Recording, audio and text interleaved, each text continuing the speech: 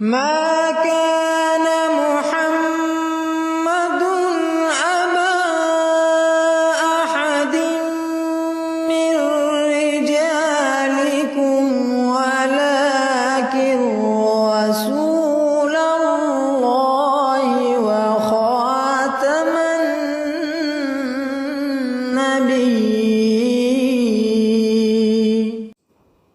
اعوذ باللہ من الشیطان الرجیم، بسم اللہ الرحمن الرحیم۔ السلام علیکم ورحمۃ اللہ وبرکاتہ۔ ناظرین و سامعین کرام، خاکسار نے اس سے پہلے بھی احادیث کے ذریعہ حضرت صلی اللہ علیہ وسلم کے بعد نبوت کے جاری ہونے کا ذکر کیا تھا، اور احادیث کے ذریعہ سے خاتم النبیین کے کیا معنی بنتے ہیں اس کو بیان کرنے کی کوشش کی تھی۔ اسی سلسلہ میں آج بھی میں آپ کی خدمت میں ایک حدیث لے کر حاضر ہوا ہوں، جو کہ رسول کریم صلی اللہ علیہ وسلم کی یہ حدیث ابو داؤد کتاب الملاحم میں باب خروج الدجال کے تحت ذکر ہوئی ہے، اور حضرت صلی اللہ علیہ وسلم نے اس میں ایک آنے والے مسیح ابن مریم کا ذکر فرمایا ہے اور اس کی ساری وضاحت بیان فرمائی ہے۔ تو میں یہ حدیث پہلے پیش کر دیتا ہوں، پھر میں اس کی وضاحت آپ کے سامنے انشاءاللہ پیش کروں گا۔ یہ حضرت ابو ہریرہ رضی اللہ تعالیٰ عنہ سے یہ حدیث مروی ہے کہ نبی ہریرہ رضی اللہ عنہ عن النبی صلی اللہ علیہ وسلم قال الانبیاء اخوۃ اللات ابوہم واحدۃ و امہاتہم شتیٰ وانا اولی الناس بعیسی ابن مریم لأنہ لم یکن بینی و بینہ نبی وَإِنَّهُ نَازِلٌ فَإِذَا رَأَيْتُمُوهُ فَعَارِفُوهُ۔ یہ لمبی حدیث ہے، اس میں رسول کریم صلی اللہ علیہ وسلم بیان فرما رہے ہیں۔ میں اس کا ترجمہ سارا آپ کے سامنے پیش کر دیتا ہوں کہ حضرت صلی اللہ علیہ وسلم نے فرمایا، انبیاء کا باہمی تعلق علاقائی بھائیوں کا سا ہے، جس کا باپ ایک اور مائیں الگ الگ ہوں۔ میرا لوگوں میں سے عیسیٰ بن مریم سے سب سے قریبی تعلق ہے، کیونکہ میرے اور اس کے درمیان کوئی نبی نہیں، اور وہ ضرور نازل ہوگا۔ جب تم دیکھو تو اس کے حلیہ سے اسے پہچان لینا کہ وہ درمیانہ قد ہوگا، سرخ و سفید رنگ، سیدھے بال، اس کے سر سے بغیر پانی استعمال کیے قطرے گر رہے ہوں گے۔ وہ مبعوث ہو کر صلیب کو توڑے گا اور خنزیر کو قتل کرے گا، پس اس کے ذریعہ، یعنی کہ اس کا مطلب یہ ہے کہ اس کے ذریعہ سے صلیبی غلبہ جو ہے وہ ختم ہوگا، اور وہ جزیہ کو ختم کر دے گا۔ اس کے زمانہ میں اسلام کے سوا اللہ تعالیٰ باقی ادیان کو روحانی لحاظ سے بھی اور شوکت کے لحاظ سے بھی مٹا دے گا، اور جھوٹے مسیح دجال کو ہلاک کرے گا، اور ایسا امن و امان کا زمانہ ہوگا کہ اونٹ شیر کے ساتھ، چیتے گایوں کے ساتھ، بھیڑیے بکروں کے ساتھ اکٹھے چریں گے، بچے اور بڑی عمر کے لڑکے سانپوں کے ساتھ کھیلیں گے۔ پس اللہ تعالیٰ کے حکم کے مطابق جتنا عرصہ اللہ چاہے گا مسیح دنیا میں رہیں گے، پھر وفات پائیں گے، مسلمان ان کا جنازہ پڑھیں گے اور ان کی تدفین عمل میں لائیں گے۔ یہ ایک حدیث ہے جو رسول کریم صلی اللہ علیہ وسلم کی ابو داؤد میں جیسا کہ میں نے بنایا، اور مسند احمد بن حنبل میں بھی اس کا ذکر کیا گیا ہے۔ اس میں جو بات بڑی پتے کی بیان کی گئی ہے وہ یہ ہے کہ لِأَنَّهُ لَمْ يَكُنْ بَيْنِي وَبَيْنَهُ نَبِيٌّ وَإِنَّهُ نَازِلٌ۔ پہلی بات تو یہ ہے کہ ہمارے بعض علماء کے سامنے جب اس حدیث کو پیش کیا جاتا ہے تو وہ یہ بات بیان کرتے ہیں کہ دیکھیں اس میں پہلے مسیح کا ذکر ہو رہا ہے، جو رسول کریم صلی اللہ علیہ وسلم سے پہلے مسیح ابن مریم آئے تھے، ان کا ذکر ہو رہا ہے کہ ان کے اور میرے درمیان کوئی نبی نہیں۔ حالانکہ جو یہاں لفظ ہے نا انہو نازل، یقیناً وہ نازل ہوگا، ضرور وہ نازل ہوگا، یہ اس بات کی دلیل ہے کہ یہ آئندہ آنے والے مسیح کے متعلق بات بیان کی جا رہی ہے، اور اس بات کی وضاحت رسول کریم صلی اللہ علیہ وسلم فرما رہے ہیں کہ میں نبی ہوں اور میرے بعد آنے والا جو مسیح ہوگا وہ نبی اللہ ہوگا، وہ اللہ کا نبی ہوگا، ہمارے درمیان کوئی نبی نہیں۔ جب ہماری بات ہوتی ہے تو بہت سے علماء یہ بھی بات اٹھاتے ہیں، اعتراض کرتے ہیں کہ یہ کیا بات ہوئی کہ رسول کریم صلی اللہ علیہ وسلم کے بعد آپ مرزا صاحب کو نبی مانتے ہیں، باقی کیا درمیانی عرصہ میں کوئی نبی نہیں پیدا ہوا؟ جب ہم قرآن کریم کی آیات سے دلائل دیتے ہیں تو میرے بھائی رسول کریم صلی اللہ علیہ وسلم نے اس بات کو بیان فرما دیا ہے کہ ایک میں نبی ہوں اور میرے بعد کون نبی ہوگا، وہ کب آئے گا، اس کا کام کیا ہوگا، یہ ساری باتیں آپ نے بیان فرما دی ہیں، اور اس بات کی وضاحت آ گئی ہے اس حدیث میں کہ رسول مقبول صلی اللہ علیہ وسلم اور آنے والے مسیح ابن مریم کے درمیان، جس کو رسول کریم صلی اللہ علیہ وسلم مسیح ابن مریم کا نام دے رہے ہیں، کوئی دوسرا نبی نہیں ہوگا، ہم دو نبی ضرور ہیں۔ یہ جو حدیث ہے یہ نبوت کے جاری رہنے کی واضح دلیل ہے جو رسول کریم صلی اللہ علیہ وسلم نے بیان فرمائی ہے، اور پھر جو وہ حدیث پیش کرتے ہیں جس کو میں انشاءاللہ کسی دوسرے وقت میں بڑی وضاحت کے ساتھ پیش کر دوں گا، یہاں پر جو یہ بات آتی ہیں لا نبی بعدی، جو حدیث بڑے تحدی کے ساتھ، بڑے زور و شور کے ساتھ یہ علماء پیش کرتے ہیں، تو رسول کریم صلی اللہ علیہ وسلم نے یہ بات بیان فرما دی یہاں پر کہ بعدی سے کیا مراد ہے؟ بعدی سے مراد یہ ہے کہ میرے مان بعد نہیں، کوئی نبی نہیں ہے۔ بعدی کا بھی تو زمانہ ہوتا ہے نا، کتنے زمانے کے بعد، تو یہاں آپ نے بیان فرمایا ہے کہ میرے بعد کسی نبی کی انتظار کرنا نہ کرنا، کیونکہ ایک میں نبی ہوں، ایک آنے والا مسیح نبی ہوگا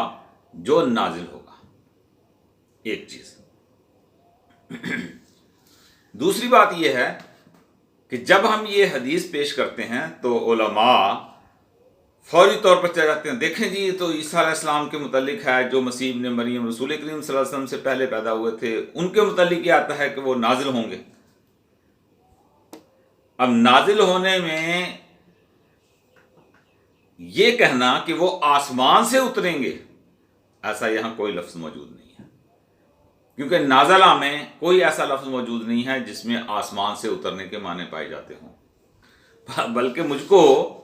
بڑی حیرت ہوتی ہے کہ ایک عالم صاحب کی میں ویڈیو دیکھ رہا تھا، تو وہ اپنے جو بیٹھے ہوئے لوگ تھے ان کو کہہ رہے تھے کہ خاتم النبیین کے یہ معنی کرنے ہیں کہ کوئی نبی پیدا نہیں ہوگا، یہ نہیں کہنا کہ کوئی نبی آئے گا نہیں، کیونکہ یہاں نازلہ کا لفظ ہے، تو یہ کہنا ہے کہ کوئی نبی پیدا نہیں ہوگا، یہ کہو کہ ہاں جو آئے گا وہ نازل ہوگا، پیدا نہیں ہوگا۔ بس سوال یہ پیدا ہوتا ہے کہ اگر کسی کے لیے نازلہ کا لفظ استعمال ہو تو کیا وہ پیدا نہیں ہوتا؟ کیونکہ یہ نازلہ کا لفظ جو ہے اس کے اوپر بھی الگ سے انشاءاللہ میں ایک پروگرام آپ کی خدمت پیش کر دوں گا کہ نازلہ سے مراد کیا ہے اور نازلہ کا لفظ استعمال کیوں ہوا۔ دیکھیں قرآن کریم میں نبیوں کا ذکر موجود ہے، کسی نبی کے متعلق بھی نازلہ کا لفظ استعمال نہیں ہوا، لیکن حضرت محمد مصطفیٰ صلی اللہ علیہ وسلم کے متعلق قرآن کریم نے نازلہ کا لفظ استعمال کیا ہے۔ میں آپ کے سامنے قرآن کریم کی وہ آیت پیش کر دیتا ہوں۔ یہ سورہ طلاق ہے،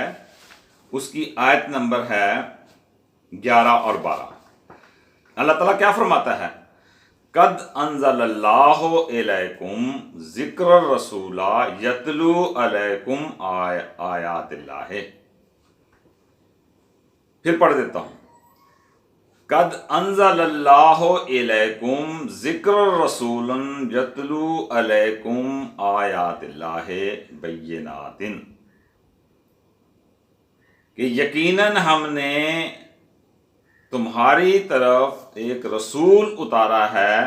جو تم کو اللہ تعالیٰ کی کھلی کھلی آیات پڑھ کر سناتا ہے۔ اب دیکھیں یہاں پر نازلہ کا لفظ استعمال ہوا ہے، تو مجھے یہ بتائیں کہ قرآن کریم اگر رسول کریم صلی اللہ علیہ وسلم کے متعلق یہ بات بیان فرماتا ہے کہ اس رسول کو ہم نے نازل کیا ہے جو تمہیں کھلی کھلی آیات پڑھ کر سناتا ہے، تو اب رسول کریم صلی اللہ علیہ وسلم تو پیدا ہوئے تھے، تو اس لیے نازلہ کا لفظ سے یہ مراد نکالنا کہ جس کے لیے بھی نازلہ کا لفظ آئے گا وہ گویا آسمان سے اترے گا، یہ معنی ہی غلط ہیں۔ نازلہ کے لفظ میں آسمان کا کوئی معنی نہیں پایا جاتا، کوئی لفظ نہیں پایا جاتا۔ اب یہ کیوں ایسا کہا گیا؟ دیکھیں قرآن کریم کی میں بہت سی آیات آپ کے سامنے انشاءاللہ کسی دوسرے پروگرام میں رکھ دوں گا۔ اللہ تعالیٰ نے قرآن کریم میں ہر ایسی چیز کے لیے نازلہ کا لفظ استعمال کیا ہے جو بنی نوع انسان کو سب سے زیادہ فائدہ پہنچانے والی ہے۔ اب انبیاء میں سے بہت سے نبی آئے، مگر حضرت محمد مصطفیٰ صلی اللہ علیہ وسلم کا جو مقام ہے، جو محمد مصطفیٰ صلی اللہ علیہ وسلم کا فیض بنی نوع انسان پر ہے، ویسا فیض باقی کسی نبی کا نہیں تھا۔ اس لیے باقی انبیاء کے لیے تو اللہ تعالیٰ نے قرآن کریم میں نازلہ کا لفظ استعمال نہیں فرمایا، لیکن حضرت محمد مصطفیٰ صلی اللہ علیہ وسلم کے لیے اللہ تعالیٰ نے نازلہ کا لفظ استعمال فرمایا ہے، بیان فرمایا ہے۔ اسی لحاظ سے رسول کریم صلی اللہ علیہ وسلم نے آنے والے مسیح کے متعلق بھی نازلہ کا لفظ استعمال فرمایا ہے، کیونکہ اس زمانہ میں جب یہ مسیح نازل ہوں گے، آئیں گے، تو سب سے زیادہ فائدہ دین اسلام کو اس آنے والے مسیح سے ہی حاصل ہوگا، اور آن حضرت صلی اللہ علیہ وسلم اس کے مقام کو یہاں بیان فرما رہے ہیں کہ اس کے اور میرے درمیان کوئی نبی نہیں، ایک میں نبی ہوں اور ایک آنے والا جو مسیح ابن مریم ہے وہ نبی ہوگا۔ یہاں پر مسیح ابن مریم کا جو لفظ ہے وہ تمثیلی لحاظ سے بیان کیا گیا ہے، مشابہت کے لحاظ سے بیان کیا گیا ہے، کیونکہ قرآن کریم میں اور بھی بہت سی جگہوں پر اس بات کی نشاندہی ملتی ہے کہ جیسے قرآن کریم نے وعد اللہ الذین آمنوا منکم وعملوا الصالحات لیستخلفنہم فی الارض کما استخلف الذین من قبلہم کا لفظ استعمال فرمایا کہ ویسے ہی ہوگا جیسے پہلے ہوا، اور رسول کریم صلی اللہ علیہ وسلم کی حدیث بھی ہے کہ جیسے بنی اسرائیل میں ہوا ویسے بنی اسماعیل میں ہوگا، امت محمدیہ میں ہوگا۔ وہاں چونکہ حضرت موسیٰ علیہ السلام کے بعد مسیح ابن مریم نازل ہوئے، مسیح ابن مریم آئے، اسی طرح محمد مصطفیٰ صلی اللہ علیہ وسلم کے بعد بھی جب امت مسلمہ نے بگڑ جانا تھا تو ان کی اصلاح کے لیے جس نے آنا تھا اس کا نام محمد مصطفیٰ صلی اللہ علیہ وسلم نے مسیح ابن مریم رکھا، مگر اس کے ساتھ ہی یہ بیان فرما دیا کہ وہ نبی ہے، اور پھر اس کا حلیہ بیان کر دیا۔ دیکھیں حضرت صلی اللہ علیہ وسلم جب معراج کی رات تشریف لے گئے ہیں اور انبیاء سے ملاقات ہوئی ہے تو حضرت مسیح علیہ السلام سے بھی آپ کی ملاقات ہوئی۔ وہاں آپ نے فرمایا کہ حضرت مسیح علیہ السلام سرخ رنگ کے تھے، سینہ چوڑا اور بال گھنگرالے۔ یہ اس مسیح کا آپ نے حلیہ بیان کیا ہے جن کو آپ نے حضرت یحییٰ کے ساتھ پایا، جو کہ فوت ہو چکے ہیں۔ اور یہاں پر جس نے صلیبی عقیدے کو توڑنا تھا، اور جس نے خنزیروں کو قتل کرنا تھا، جس نے یضع الحرب کرنا تھا، جس نے جزیہ کو موقوف کرنا تھا، اس کا جہاں ذکر فرمایا تو یہاں حلیہ بیان فرمایا وہ گندمی رنگ، بال سیدھے، اور اس میں سے درمیانہ قد،